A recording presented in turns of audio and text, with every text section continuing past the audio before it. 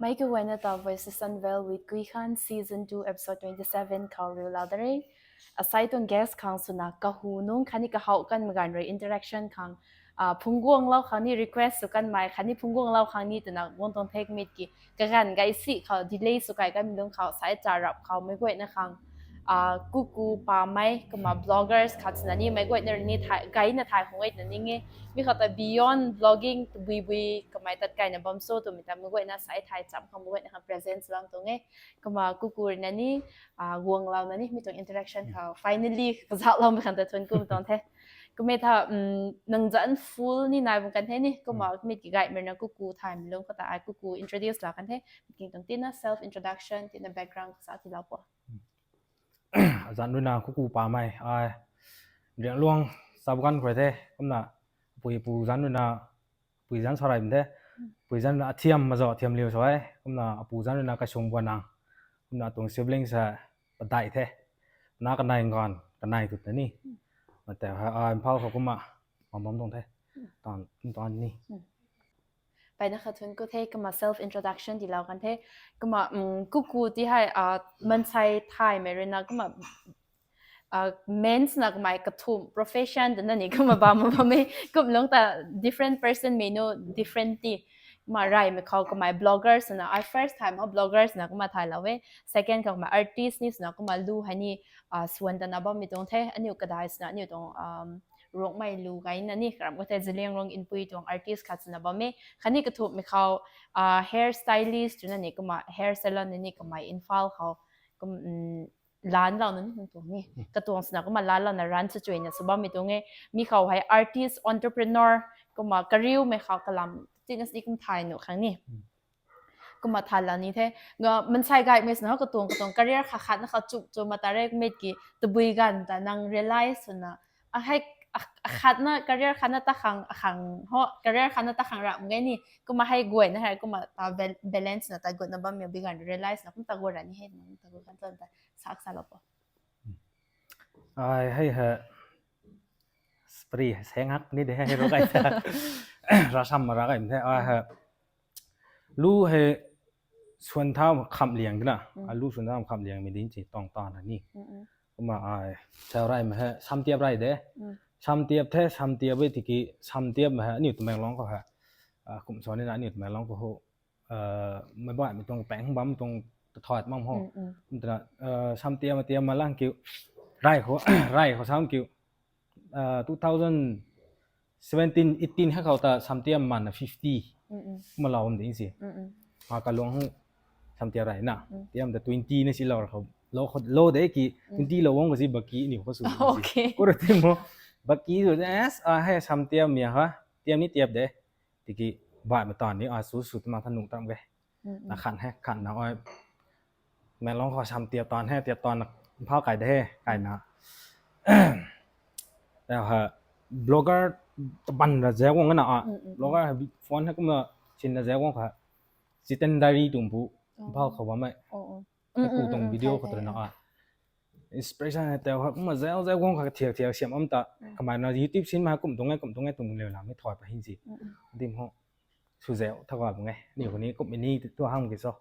นะบล็อกก็ลุยปัดหูกันให้ต่างต่อปัดได้หินสิปัดดำแต่ว่าบล็อกให้สุดแถวแท้สุดไว้กี่นี่ว่าแคมรากันนี่ว่างามตัวมั้งiPhone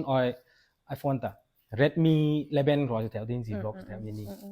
ก็มาเข้าตัวสุดแถวแท้สู้เลยกินนะบล็อกนี่สุดบัมดิ้มห้องแต่ถอยแล้วมา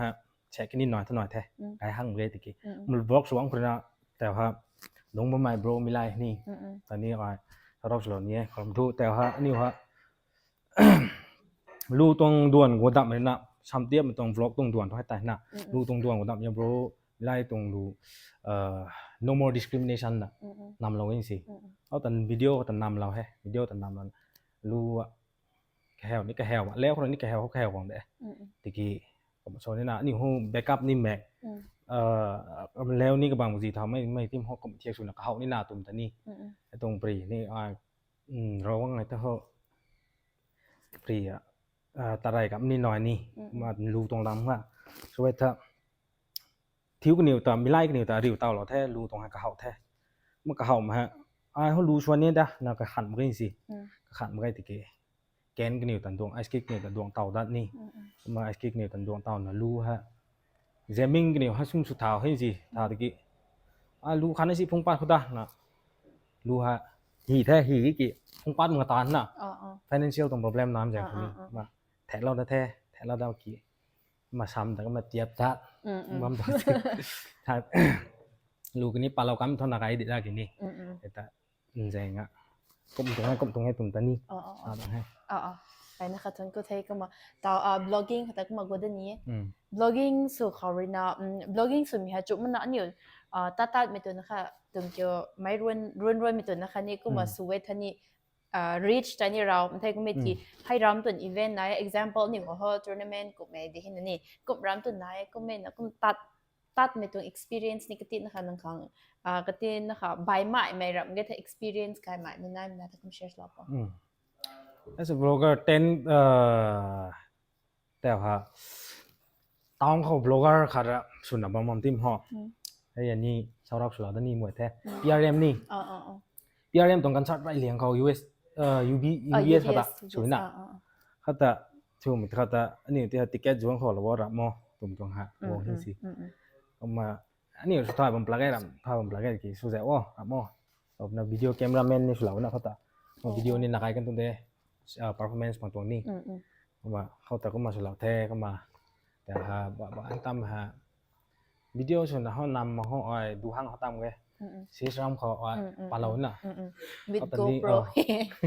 เขาตอนนี้ GoPro ทันโหลดที่มันใต้สุดนี่เด่นแท้วิ่งสิดูให้ตันละสุ่มตัวทันนี่เด่นตาแท้ตันนะเขาตัวน่ะอาร์ติสต์ให้รีวิวแถวน่ะที่ห้องนี่ได้รีวิวให้สิเขาตรงที่ห้องตารีวิวรายเลี้ยงให้ผมทีมเขาอาร์ติสต์ตรงปรีกันอยู่ตานี่โชว์ไก่ท่านใช้ตะบ้านรีวิวไก่มันท่านนักไก่เด่นน่ะที่มารีวิวนะบัมบ่เพราะรีวิวแล้วปังนี่ตัวนี้มันก็บัมนี่ตาเท่าตาเราเด้ที่กี้ให้ตาเมนสุดน่ะรายเลี้ยงไม่ชัวร์เลยจริงสิตาโอเคก็ไม่ตา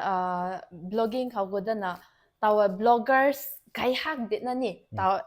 บ่อิมตาซาร์ในมณีปูร์ฟินาซิซาตา bloggers ไก่ฮักเด็กกี้จะแมงลอง context เขาจะตาเขาก็ติดเขาก็เขาบ่มีนายเด็กกี้ full time bloggers นะตาบ่ไม่มาตัวนางกันnames in file ตัวเด็กกันนี่นั่นนี่ก็มาตา brother กุยลุยนี่เขาบัมดำเคยก็จิ้มเขา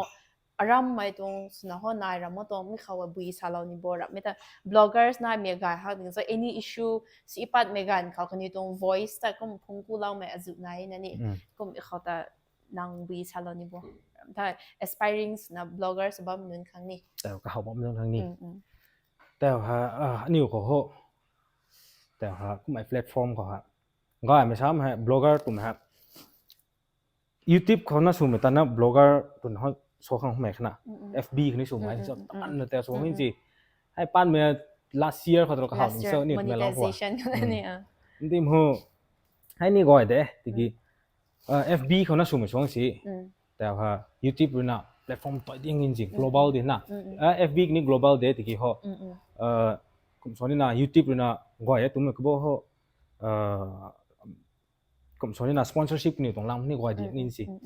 มา YouTube คนน่ะใครน่ะมรำกินนี้ลุงนิงแตกมึงกินนี้ก็เสียไม่ถูกแต่ว่าแล้วต้องให้ตอนปังกันอยู่วะนี่มันนี่พูดเขา blogging สูๆกว่าดังตอนนั้นน่ะแต่กรีดว่าเขาก็ไม่ชิมกันหน่อยนะผมบางตาแล้วเรานะ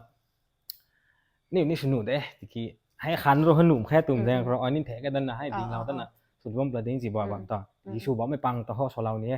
แต่ว่าอันนี้ตะแมงร้องเขาอ่ะผมมาสอนนี่นะมันใช่รุ่นน่ะรำขัดตอนปะได้ดูท่าให้กูแม่นะโชว์มาให้จัดสุ่มจ่อใครยิงสิบางทีนะให้จัดสุ่มจ่อตาก็ไม่ชี้ไม่ตุ่มตะกระโปงถอยนะลดถอยนะbalance ขันเขาตะเรานะชัวไม่ตะห่อมาแตกมึงคิวชัวไม่ตะห่อแต่มาเราไม่ชัวมันก็มานี่สุดหนุ่มไว้กันได้นี่สิแต่เดี๋ยวแต่ครับชนนี่นะก็ไม่ YouTube เขาก็ไม่ FB เขาก็ไม่ชี้ไม่ก็ไม่ตะบันเลยนะลัดกระตินรู้สินี่social media ก็ประกันตะห่อลัดกระตินเนี่ยสวยเหมือนสิผมชนนี่นะisu tidak lah benda ni madeda mataน้อยบางนี่เด้ตะกี้เขา16นี่สวมข้างก็แต่นี่แต่ให้โอเคไปนะคะทุนก็เทก็มาblogging ลำตะนี้ก็มาทานถึงไกด์เทไม่กี่ profession ไกด์รำเขานี่ next ก็ซิวสกายนะเท่า singing เขาสุดแล้วเขาก็มา I think latest song แต่ Zillion Rong ตัวน่าแต่ของนี่ latest song กุมลานะone of the trending artists ในของนี่ตัว Zillion Rong ตัว artist ในตัวน่าไกลเลี้ยงก็มีในตัวนี้กุมลานึงตัว music ค่ะนะพุ่งไกลแล้วตัวนี้มีค่ะให้he ไม่นี่เท่กุมลาใน music video ก็เสียไม่ต้องก็ตินค่ะ experience อันนี้ก็สักสลับอยู่ behind the scene แต่ให้ Zillion Rong ตัวน่าให้รู้ฮะฮีปะไรนะ release นี่สุดตังหินสิmeram itong beat hopi na hosus na he ke copyright tu na tu ki as hai lu Zillion Rong me no kha chuna Zillion Rong me tong phai ban pon pi Zillion Rong me no kha chuna Zillion Rong me tong lu kum mani som pangam di me noi de tu me tong longning ta ni ni nom jang ro ka siam than ko na hi ni hi de he hi ma ha point of view ha ni tong Zillion Rong phai ban ha hwa ni hwa ni man tu ni hwa me ta ban de na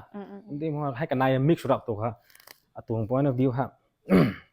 ให้รู้ก็เสียมบ่ได้ตุยท่าไม่เราถอยเราเป็นไหนตัวนิดหน่อยได้กิมถอยเรานี่ถอยเรามึงนี่ก็เสียมมันทันนิดเดียวนะแต่ชิงๆวอนไปนี่ตรงโปรดิวเซอร์น่ะมิวสิกโปรดิวเซอร์น่ะแล้วตัวนั้นมันก็เสียมมานายปรีโดเนาะน่ะบ้านก็มันเสียมก็ต่อหลังชอบเพี้ยนให้เพี้ยนน่ะให้รู้บ้านก็เสียมมาตัดไปได้ตัวน้อยเท่าแล้วคือexample นี่ตอนถอยเรานั่งให้ตัวน้อยถ้า Orange Festival นี่ผมมิสป่ะว่าสิเล่งรงตรงอาร์ปีพวกนี้ว่าให้รู้ว่าปั้นเราน่ะชวนนึกว่ามันชวนนึกไว้ตรงๆแต่ขันนี่ขันปันนะสีเราต้องให้มามิวสิกวิดีโอต้องลำควรนี้เห็นน้องเรียนโดสีให้น้องตามิวสิกวิดีโอนำแต่นี่ควงสรุปคนน่ะนำจริงเกี่ยวกับให้จิตมีคันลุงเขาโรเชียนเขาตัวเต็มห้องเต็มห้องนำนี่นำแท้น่ะแต่ว่าเจนนี่โคเราเว้ยเอ็กซ์กันในตัวนี้นี่เป็นน่ะก็มันโคเราคำว่ารับพ่อนี่น้อยตัวตรงนั้นไม่ได้ขัดตะกรีน่ะพวงสวมพ่อสดน่ะนู่นเด้นักนายนี่นู่นเราน่ะเราน่ะแต่ว่าให้เขาตาไทยบ้านเปิ้นปิวตรงเขาว่าเสียมระดับเนี่ยแต่ว่า pretty เป่าไหมนี่ fashion designer ให้ตัวน่ะสปอนเซอร์เราตรงหินสิสปอนเซอร์เราปรีประหลอดมั้ยฮะนี่ว่าบัดเจ็ตให้แล้วเต็มห้องแล้วน่ะ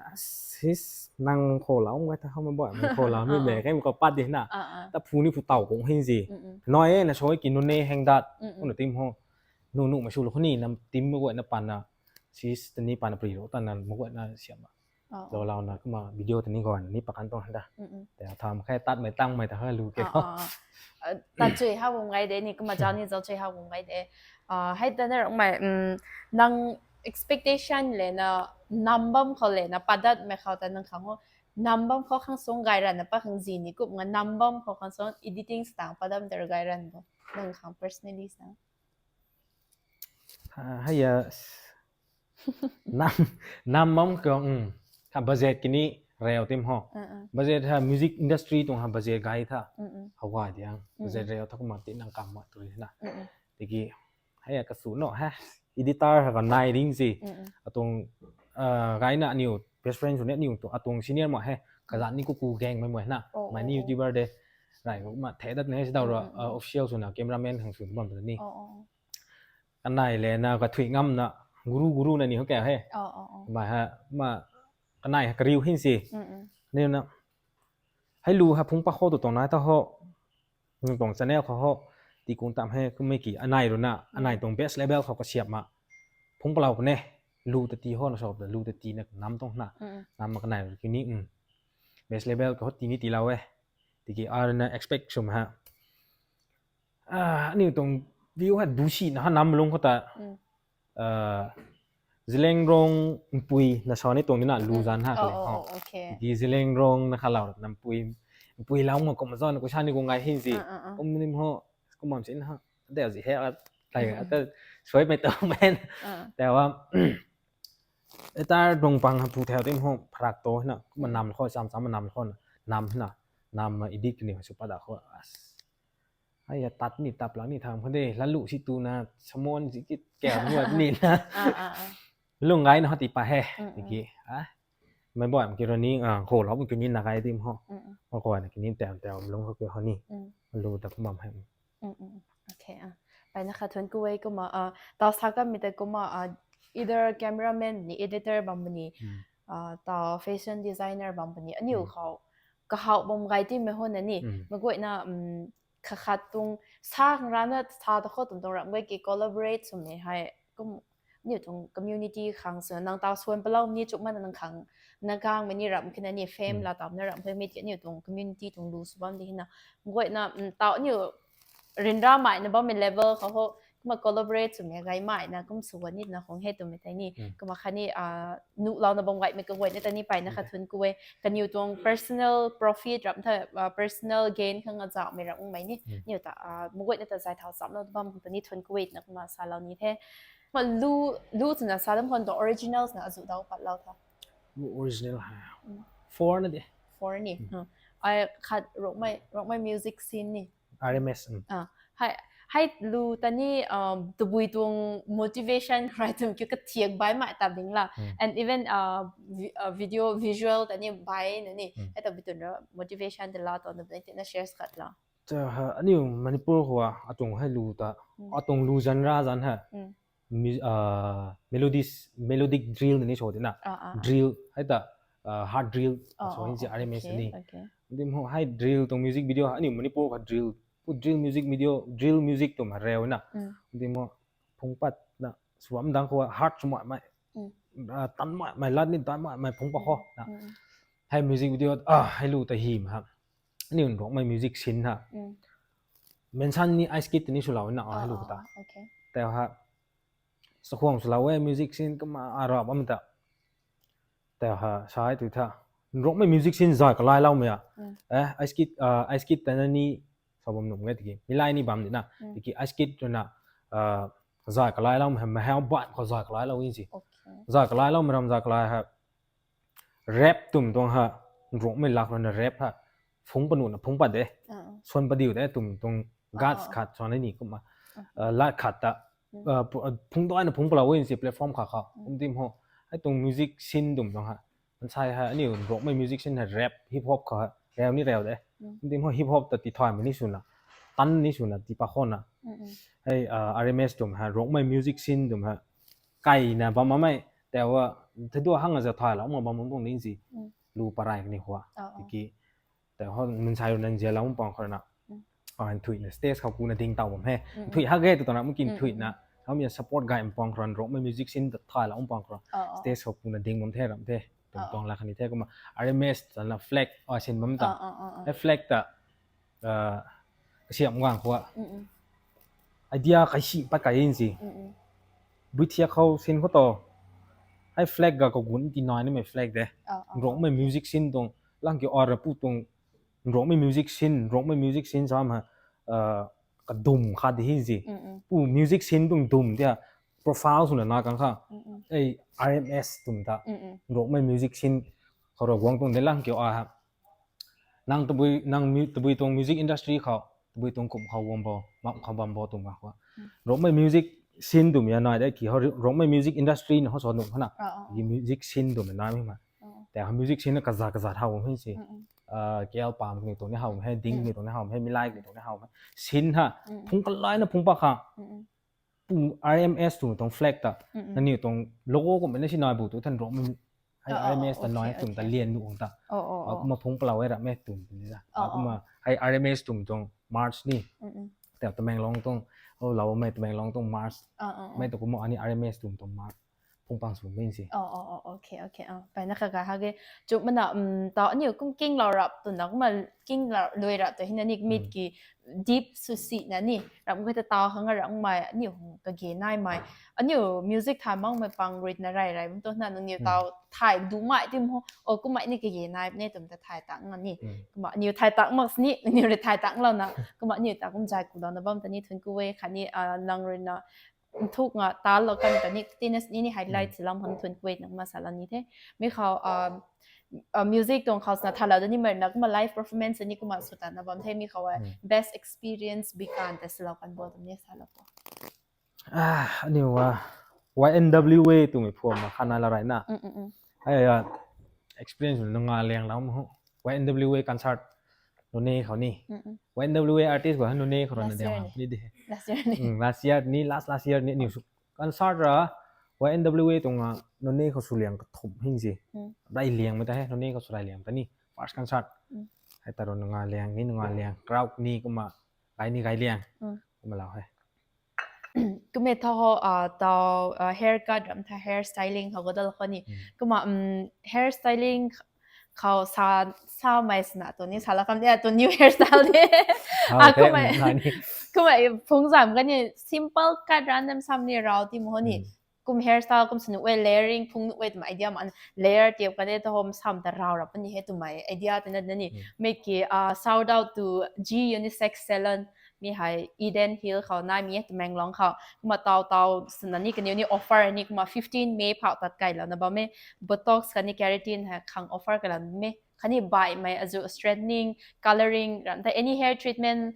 for both boys and girls นี่ men and women คังกุมาลาแล้วนะบ่แม่มีให้นี่นึงอยู่นี่กระดาวจ้าไม่แต่ลาแล้วเว้ยแต่นี่กุมาสาแล้วตัวนี้ Just trains but me. Then came the wash, the blow dry, and this is my real hair fresh out of it. And then the transformation began. Step by step, the keratin treatment was applied, section by section, and now we wait around 40 minutes to an hour, but honestly, not a bad wait at all. We grab a drink, relax, and while we are here, let me show you something. They have got professional shampoos and serums too. Perfect if you want that smooth, long-lasting finish, even at home. And it's not just keratin, haircuts, color, treatments, everything under one roof. Back to the chair, blow dry again, then sectioning, straightener, gliding through, and just like that, instant magic. The smoothness, the shine, that glow, I mean, look at this. But we're not done yet. 3 days later, first wash, another blow dry, a little final touch-up cut, and now this is the final look. And I get it now. Sometimes, fixing your hair feels like fixing a little part of your life too. And the best part, as G Unisex Salon turns 1 and with Mother's Day around the corner, they've got a special offer going on till May 15, 2026. And honestly, not just mom, but anyone who has been holding things together quietly, you deserve this. Because good hair, good mood, confirmed. The wait is over. Book your slot now at G Unisex Salon. This is Kikan signing off. มีเขาแต่ใช่ไม่เริ่มเพราะเขาว่าเนาะสินี่ถามเมื่อกี้ feelings ไม่ค่ะนุ่งง่ายไม่นี่ confidence ไม่ comfortable สุภาพไม่ขาดน้อยนั่นนี่ก็มีการเขาให้กระเสียบมารับมัน hairdresser ค่ะแต่กระจุต่อดำนี่กันก็มานี่ไม่ซ้ำการกระดาษนะการปังหัว haircut กันรันเฮนี่ก็มาซ้ำช้างบ้างเพราะแต่เราคนเตียบเราถ้านี่มันข้าง confident ไหนไม่เขาว่าไม่นี่ก็มาคุณสุดไว้นี่แล้วนี่มีเขาแต่การหักไม่น่ะตานแต่แต่จุดมัน haircut นะเสียนอันจุดมันน่ารักไหมมันใส่กันค่ะ confidence ที่ไหมนี่มันใส่กันค่ะแต่ตีนั่นแหละล่าเราไม่ขาดเด็ดนะดาเรานี่มีเขาให้ customer experience ก็ไม่นี่นะที่นี่ก็มาสาวๆเราพอรับเงินแต่haircut รับแต่ hair styling เขาก็คารินานั่งขัง we lessons นั่งขัง personally เส้นลาเตาเราไม่นายบอกตั้งแต่สาวคุณสาวเราพอให้ haircut hairdresser ตรงนี้ hairdresser ฮะแต่ว่าชำเตียมเขาสาไรไปฮะชำเตียมมีอย่างก่อนชำเตียมพุ่นน่ะนอชำนิ่มกันดิชำเตียมเราน่ะเตียมรวยไก่เขาผมมาสอนนี่น่ะas customer วงตรงนั้นเราน่ะตะกำตะนี่มีเราน่ะผมดูจริงๆจะเริ่มรำในเราเด้ผมมาชำเตียมสวยแล้วมินี่ break up สูงๆก็ดี break up สูงๆก็มีตรงนี้นี่ชำเตียมสวยแล้วจะเริ่มรำกับบิวจริงๆอันนี้ได้กี่อันนี้กี่เขาอัดดมก็ได้ชำเตียมยินจีโจนี่ก็มันเตียได้กี่เสดาวครอถอยน่ะชำเตียมเจียวจินเจียวนั่นหนูดำคล้ายๆอ่ะลงข้างเตียนมันก็ดำก็มันตรงน้อยสินี่อันนี้เตียมวงนี่เตียมวงเตียมฮอดน้องงอยน่ะเตียบสุยแล้วนั่นไหนโลน่ะตะกำตัวนี้ก็แฮวน่ะผมร้อนน่ะแต่ว่าโลเตามันยังชำเตียบของคนโลเตามันยังผมชอบนี่น่ะ business เชียนเช่นไม่ลำคนนี้โลเตาแค่ผมมา invest ไว้ถ้ากวงตะไคร้ปนี้บ่ผมปนี้บ่ให้บังเขาปิวแล้วถ้ากุมปนี้หนีรำปนี้หนีตรงๆตรงนี้ก็ตะบันน่ะพอได้สิชำเตียมตรงฮะเตียบเขาเตียบกันนักขนาดอ้อยแต่ว่าซ้ำเตียบมันสวยแต่จะติงกุมปังงูผมแบบนี้ทิ้งสิซ้ำเตียบวงเนี่ยอารมณ์นักมาคอยคันนี้เตียบโดนนะเตียบวง official สุดนะอ้อยเตียบวงเนี่ยติงกุมกระทุ่มนะติงกุมกระทุ่มให้ official สุดนะเขาเตียบแบบเนี่ยชิลุนสุดนะบำด้านนี้มัดแมงลองคนนี้ร้อนเปล่าเด้ตะกอนเจียแล้วมันนี่โขแล้วมันนี่นักไอ้เด้ไม่กี่เผาแห้งสุดนะตรงอ้อยนะหลงนี่งานเผาแห้งอ่ะบำมาเข้าหัวนิ้วกระตุ้มส่วนนี้นะmusic industry ตรงอ่ะพุชนี่ชูนี่ติกี้เข้าอันนี้ฮู้บัมมาฮู้เข้านะฮู้ก็คนนี้น้อยติมฮู้คำว่านี่นี่นะพาวตัดทว่านี่นะตาน่ะตารับตุกว่ามันใช่กันนี่ก็คนนี่นะที่ตรงนี้ชมfamily family น้อยเหมือนนี่อะตรง brother น้อยติกี้อะตรง brother ปังที่ฮะบัม combine สุนบัมไม่สิที่มอ ทำเราสิเก่านี่ เนี่ยเก่าเฮ้ตัวfamily สุนบัมไม่ซ้ำคือ combine สุนบัมที่มอเขาแล้วเลี้ยงนี้แล้วเลี้ยงที่สิที่นักคนที่เซลดัตที่มอเชียนตรงน้ำให้ตรงนั้นนะผมเรียนของตรงนั้นค่ะที่มอเข้ามาบัมแสงให้เขาเชียนนักบัมมุสีทำงั้นที่เขาไม่ปั๊มรูปนี้ใครที่มอปั๊มไม่ก้อยตรงไม่รำกันดีตรงเขาไม่ก้อยหน่อยที่มอไม่ลงไก่นี่สิรำไม่บัมแต่ตัวแต่เชียนชิ้นนี้กันโตเนี่ยให้แต่ผมสอนนี่นะเชียนกินนี่หัวเชียนถ้าแกตัวตรงนี้เชียนเนี่ยตัวมันตรงระดับไม่ได้กี่ติดน่ะน้อยไม่ลงเขาแต่ handle balance ขันเขาแต่บางมั้งแต่นี่เชียนไม่เทียกันแต่ว่านี่หูเชฟวิ่งตัวมันรับค่าชิมอย่างนี้จริงเลี้ยงผักไม่ลงนิ่งอ่ะซ้ำไม่ลงนิ่งน้ำดอยบ้างดีสินี่น้อยถ้าปีขบแม้แค่ริมก็ดีน่ะริมหูเชลุนนะให้ตลอดมันก็ให้หน่อยให้ตะไคร้นั่นร้อนตอนนี้ร้อนกันนักร้อนเทมาชลุนทำบางดอยขึ้นบางดอยขึ้นแต่ว่าทำกวยนั้นต่างอันนี้บางร่วมให้มาแต่ว่าลูกก้อนขันนี้ซูสปาร์นี่ลายนี้ซูสปาร์ร้อนบางอันเลยรวยแต่ขั้นนะซูสปาร์เป็นพักร้อนปะขังเงินทุกก้อนตัดตามจนจานตัวบ้างไงแล้วก็มาร้านปะขังกระรำบ้างไหมแล้วรวยนั่นตอนนั้นไม่ได้ตะกี้ business system สุดนี่ก็ไม่ถ้านั่นตัว address นี่สารพัด address 7ตัว address address นี่เขาจะโกน New Lamberland get ผู้สิคนนี้แต่ว่าดูก้อนกระลอยด้านบนไม่ยินสิดูก้อนจันดูก้อนกันนายแบบมั่มตรงนี้กี่กระลอยด้านบนไม่น่ะทีมหัวดูก้อนจันแต่ว่ากระถางชุนเฉียดมั่มทีมหัวไรเขาเอเกเซลุนยูนิเซ็กซ์เราไม่กี่โอเค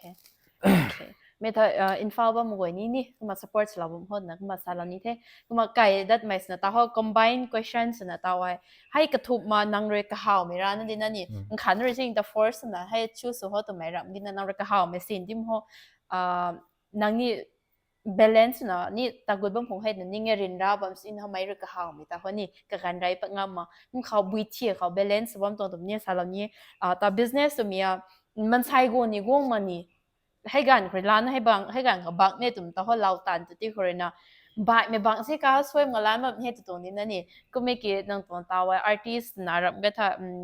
นี่ตรง actor actress บางไทยเนี่ยนี่ event เนี่ยนี่นั่งกุมตาบังตานี่เขาเดี๋ยวนี่ก็มีเขาบิดเขานั่ง balance บางตรงตาให้กระทุบมา blogging นี่ก็ได้เนี่ยสบายเลยเนี่ยเฮ้ย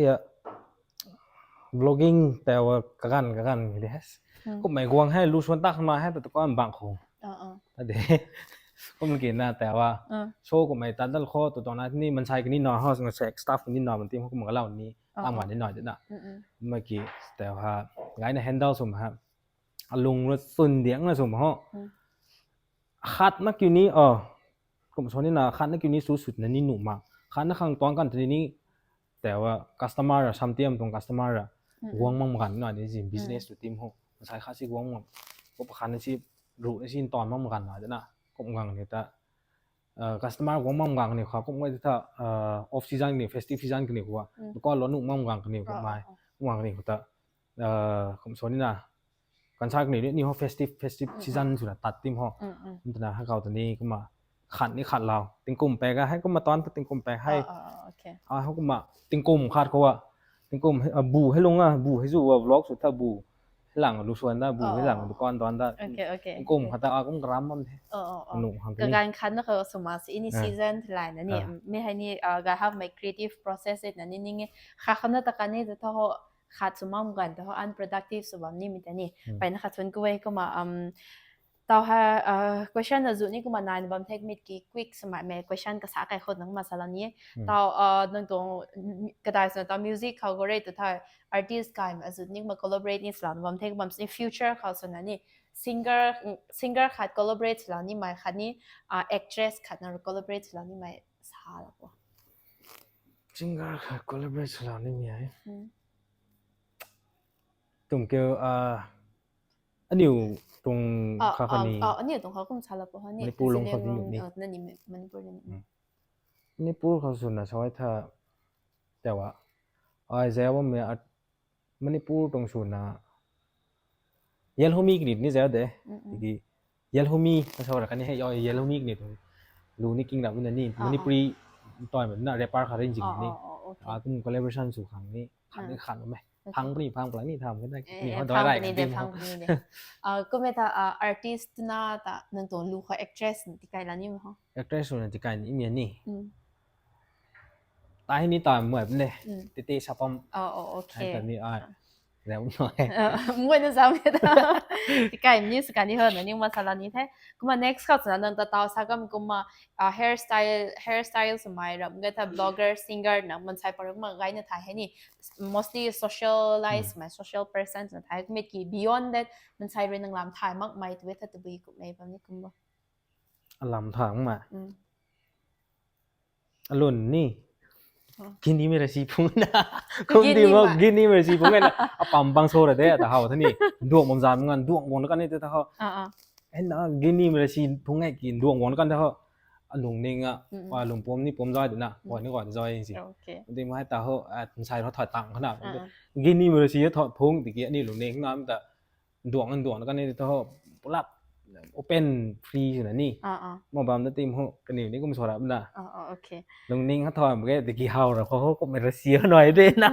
ใช่ดีมากเล่นซะนั่นนี่ก็ไม่ได้ innocent ซะก็ไม่ถ้าตอนนังลูกก็มากะซานี่ก็มาประกันให้ make it next counts นะ upcoming นะนี่ตัวบุยตรง area ใหม่ไม่ก็เขาแต่อันนี้ส่วนเราเนี่ยตรงไหนก็ไม่ได้ลูตรงลูฮีดามีการ lyrics ฮีดานี่ไม่แต่ส่วนในตรามสนี่หมายถึง area อันนี้ตาสลานี่ตรงนี้แต่อันนี้นากามตรงหักนากามตรงล้ำปัดที่สินากามกันไหนแต่ว่าสุชิมันชอบดีดูไม่อ่ะชัวร์เป็นเซ่ไอ้ตรงล้ำอ่ะปีชูไหมฮีนี่ให้รวยเราวำให้รู้ตะกี้แต่เขาพงปลาเรามาสองมื้อทันทีไม่ลงแต่บำรุงสมองตรงนี้เรามาฮีเขาฮีเราไหมให้ฮะนากามกันไหนดึงให้ก็ให้เรารีสูบมาฮะก่อนมาแกสนอปุ่นคันลงเขาก็มาสูบมาก่อนมาแกตุ่มตรงหลังหันนากามแบบปิสงวงตานี่ก็มารู้ว่าฮีเราไหมโอเคไปนะคะกายก็มีแต่ร้องไม่เขาสนอหันตัว favorite singer ค่ะร้องมันเขา favorite singer สุดนะแต่ว่าไม่เนี่ยอะไรเด้ sorry the background ของ singer บ้างโอเคก็มีแต่ถ้า single or taken taken ก็จะชื่อชาวนะแค่นี้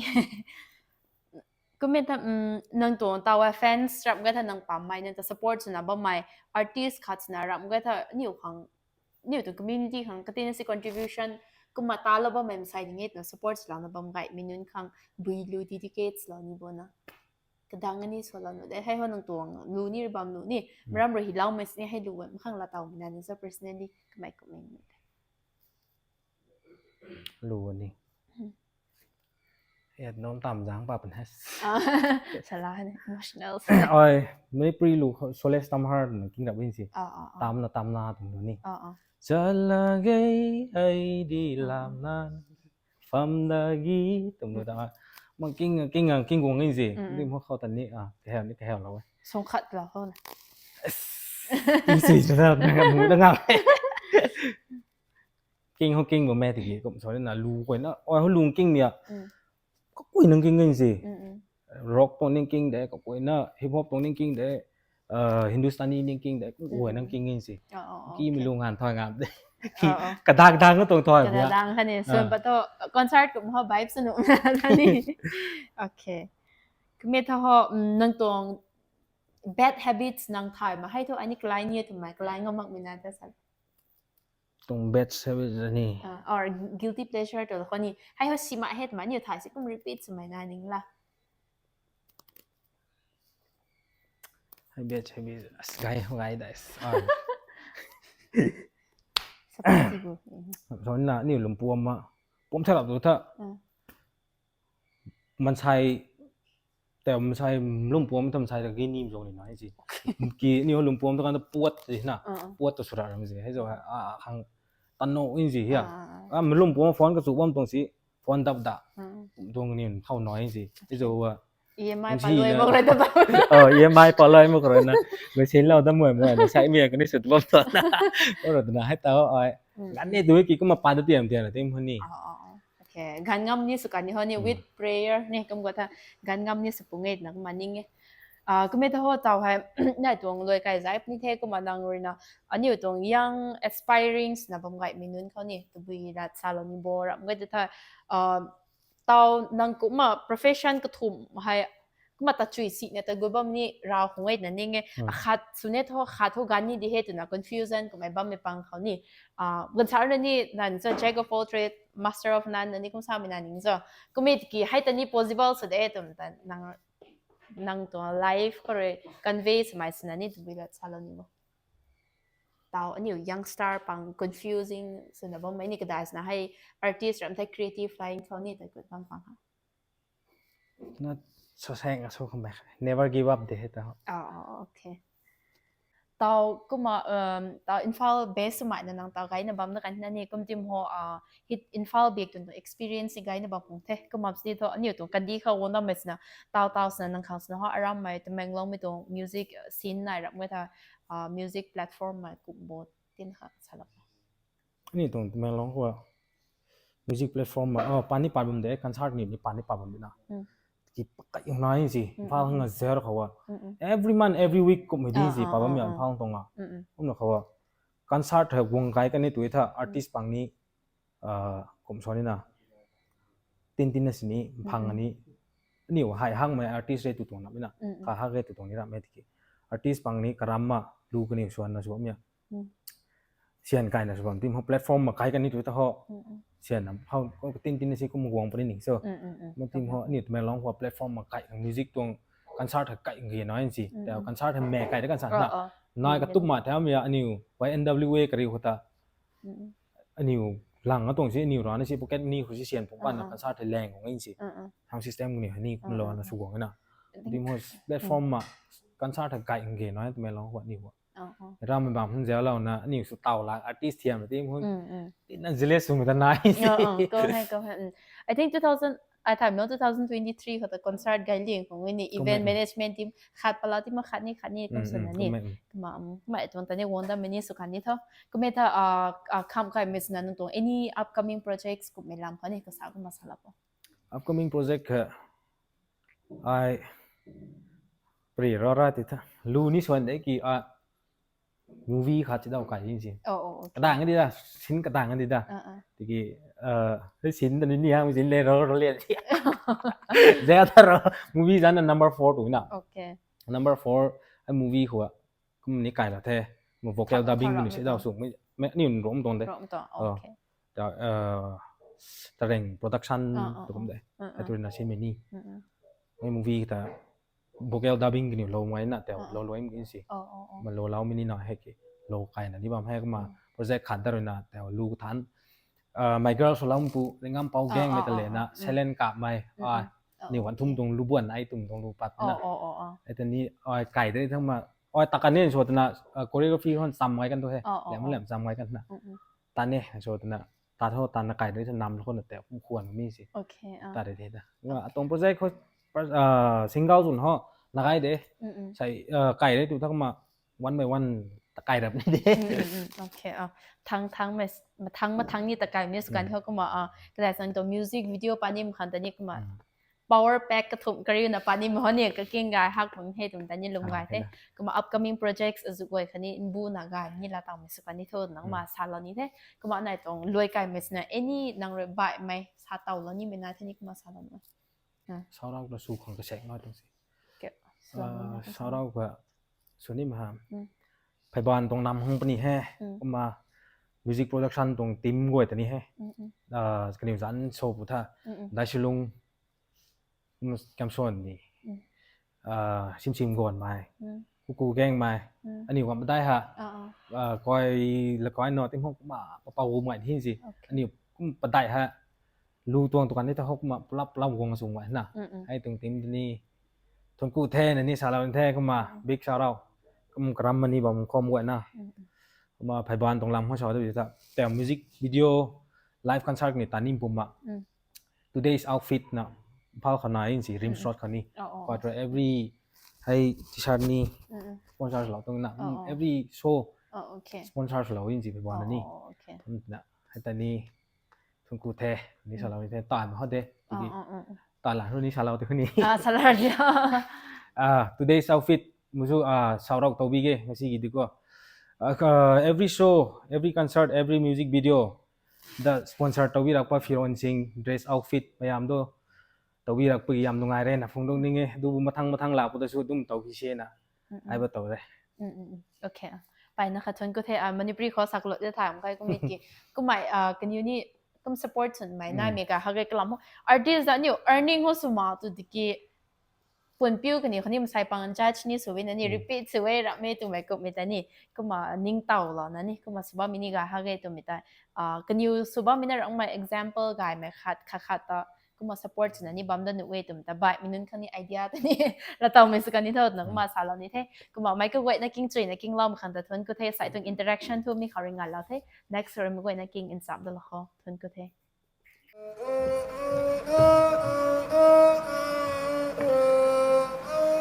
You are watching Voices Unveiled with Kui Khan.